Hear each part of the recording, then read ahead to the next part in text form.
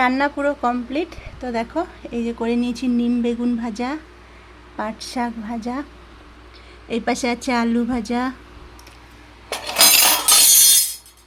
এখানে আছে দেখো মাছের মাথা দিয়ে একদম ঝরঝরে মুড়ি ঘন্ট, এটা হচ্ছে আলু দিয়ে মাছের ঝোল, একদমই গরম ঝরঝরে ভাত, পায়েসটা মা বানিয়েছে, এই পাশে আছে দই মিষ্টি চাটনি। তো এটাই আমার দুপুরের আইটেম। তো এবার লাঞ্চের থালাটা সাজাবো। আজকে যা গরম, মানে কি বলবো, রান্না করেছি খাওয়ার মানে কোনো ইচ্ছেই নেই, এতটাই গরম। আমাদের এখানে যে আজকে কত ডিগ্রি জানি না, প্রচুর গরম।